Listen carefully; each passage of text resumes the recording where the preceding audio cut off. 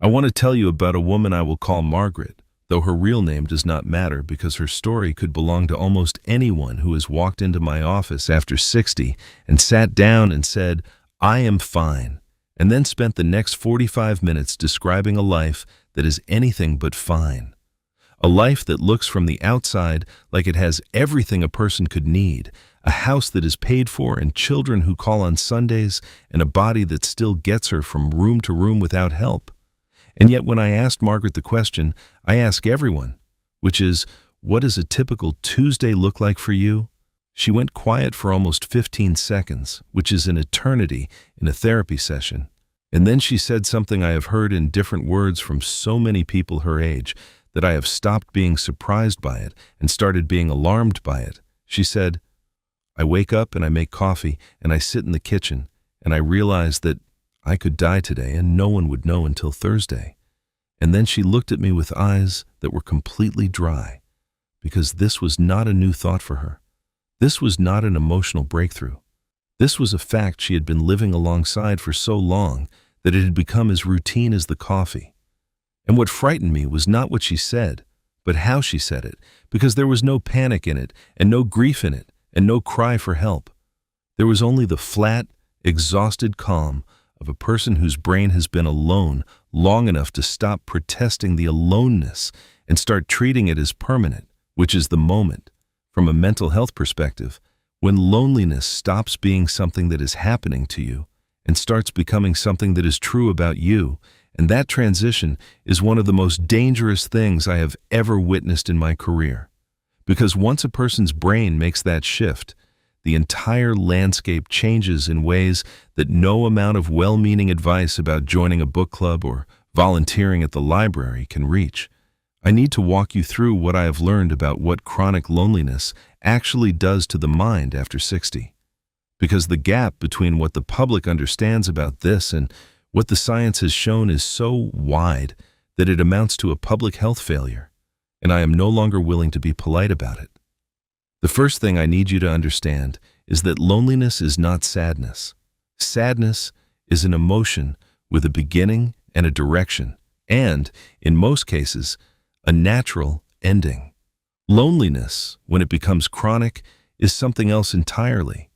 It is a reshaping of how the brain works, a change in how you see other people, how you interpret their intentions, how your body responds to stress, how you sleep, and how your immune system functions. And it does all of this through processes that the person living inside it cannot see and therefore cannot consciously fix. Which is why telling a chronically lonely 68-year-old to just put yourself out there is about as useful as telling someone with a broken leg to just walk it off. The bone is broken. The walking is not the problem. The structure that makes walking possible has been damaged, and until that structure is addressed, every attempt is going to fail, and every failure is going to confirm the belief that walking is no longer something this body can do. John Cacioppo, the late neuroscientist at the University of Chicago, who spent decades studying loneliness, mapped what happens inside the brain when sustained social disconnection takes hold. And what he found should have changed the way every therapist, every doctor, and every family member in this country thinks about isolated older adults. He discovered that the brain of a chronically lonely person enters a state of constant, invisible alertness for social danger. What this means in plain language is that the lonely brain rewires its social system to look for threat instead of looking for connection, so that every uncertain social moment, a face that could be friendly or could be indifferent, a pause before someone responds to something you said, a tone of voice that might mean warmth or might mean nothing, gets processed as potentially dangerous before the reasonable part of the brain has a chance to weigh in. The lonely person does not choose to read the world this way. The brain does it automatically, below awareness, with the speed of a reflex. And the experience that lands in the person's conscious mind is not, "I am misreading this."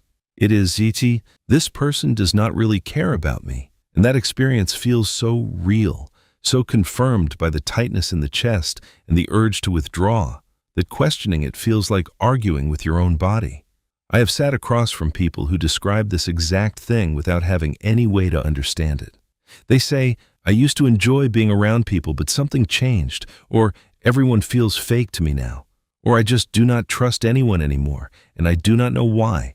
And what I hear every single time is a person describing what a brain does when it has been running a threat detection system for so long that the system has become invisible to the person it is controlling. Like wearing tinted glasses for so many years that you have forgotten the world is not actually that color.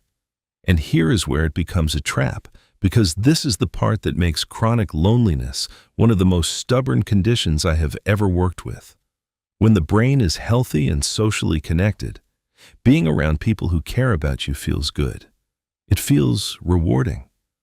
There is a genuine warmth to it that the brain registers the same way it registers any other deeply satisfying experience. But in the lonely brain, this system flips. The part of the brain that is supposed to light up with warmth when you experience human connection begins responding more to objects and routines and solitary activities than to people. Because the threat detection system has made human interaction feel so expensive, so loaded with potential rejection, that the brain starts steering toward anything that provides a small sense of comfort without the risk that comes with another person. And so, the lonely person begins to prefer being alone, not because they want to be alone. The hunger for connection has not gone anywhere. If anything, it has gotten stronger. But because the brain has made the experience of receiving connection so contaminated with suspicion that the connection, when it arrives, cannot be taken in. It is like being deeply hungry, but having lost the ability to absorb food. The meal is there, the calories pass through, and you remain starving. I have watched this happen.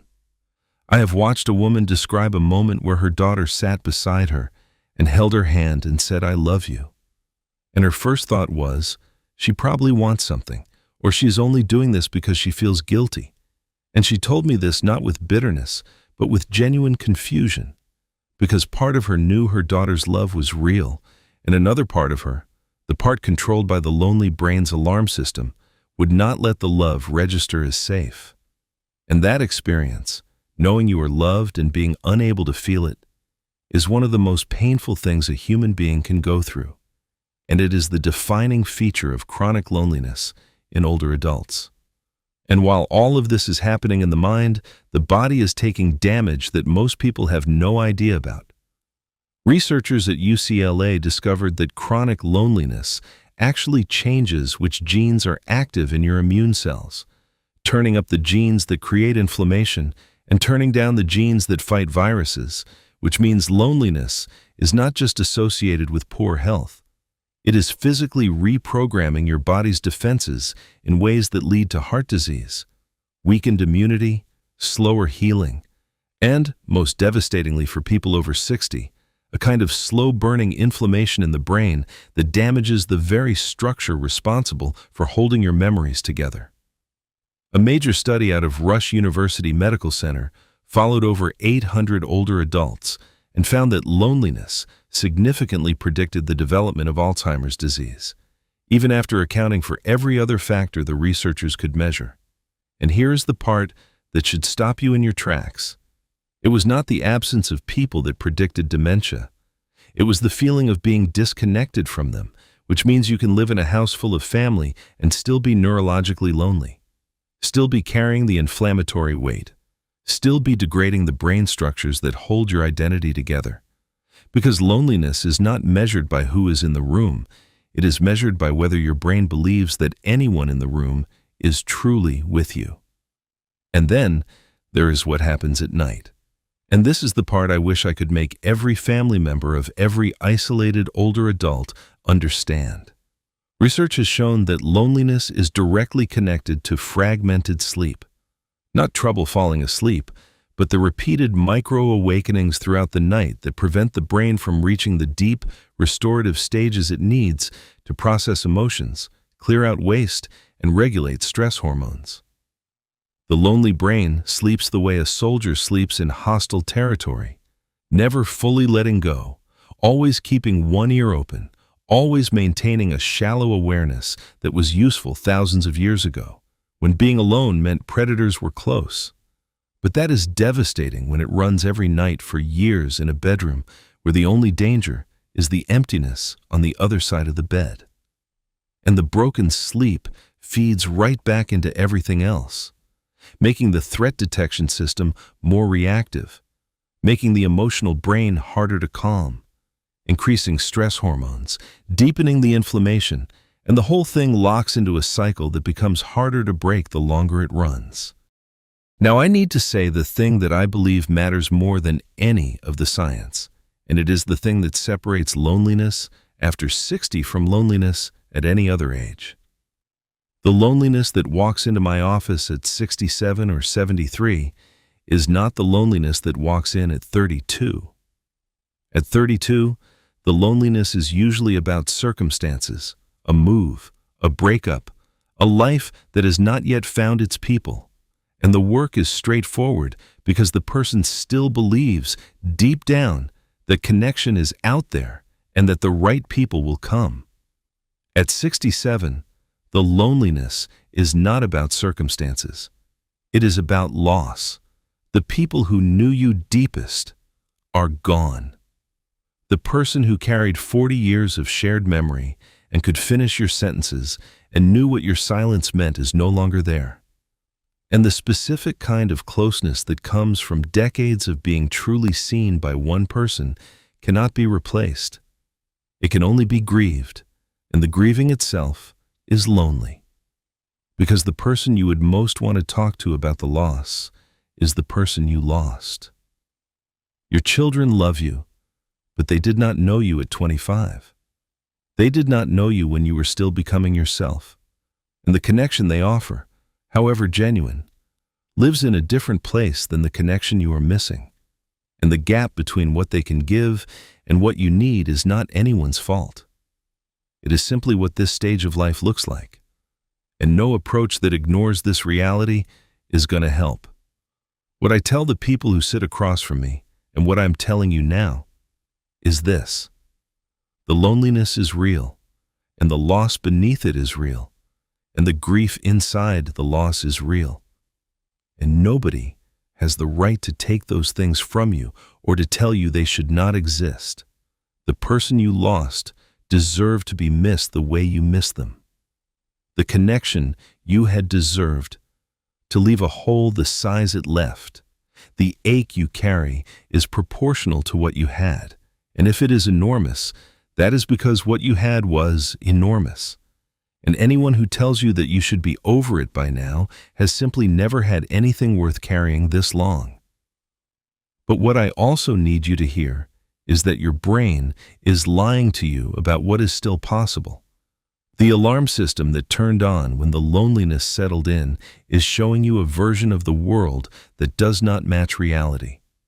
It is telling you that the warmth people offer is not genuine, that the people still in your life are there out of duty, that you are unknowable now because the only person who ever truly knew you is gone. And I understand that every one of those things feels true in your body. I have watched people weep while telling me how true it feels. But what feels true and what is true are, in the chronically lonely brain, two entirely different things. The most effective approach for chronic loneliness, confirmed across multiple studies, is not finding more people. It is not joining more groups. It is learning to see the people already in front of you without the distortion that your loneliness has created. To notice when your brain offers you a reading of someone's behavior that confirms your isolation, and to ask yourself honestly, is this what is really happening? Or is this what my loneliness is telling me is happening? Because those are not the same question. And the distance between them is the distance between staying stuck and beginning to move. I have watched this work. I have watched a 74-year-old woman who had not willingly touched another person in 3 years let her granddaughter hold her hand and not pull away. And I watched her face do something it had not done in months, which is soften. And in that moment something shifted in her that was visible even from across the room. And what happened was not a dramatic breakthrough. It was a single piece of evidence delivered to a system that had been running on false information for years, telling it that warmth is still available and that receiving it will not end in harm.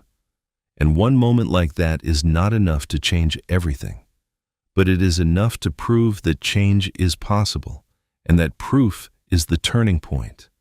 The moment where loneliness stops feeling permanent and starts becoming something with a direction, which is toward people. One honest, careful, terrified, brave step at a time. If you recognized yourself in any of this, what you are carrying is not a character flaw and not the price of getting old. It is a real condition with real causes and a real capacity for change. Even now, even at your age, even after years that have convinced you that you are beyond reaching. You are not beyond reaching. You are behind a wall that your own brain built to protect you. And the wall did its job. It kept the pain out, but it also kept everything else out.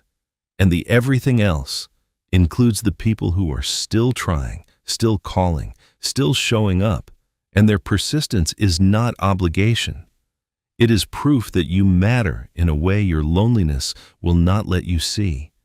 And if you are hearing this and recognizing not yourself, but someone you love, someone who has been getting quieter, someone whose world has been shrinking in ways they do not talk about, and you do not ask about because the asking feels intrusive, then I am telling you, do not wait for them to ask for help, because the loneliness will not let them ask. It will tell them that needing is weakness and that asking is a burden, and that the safest thing is to manage alone.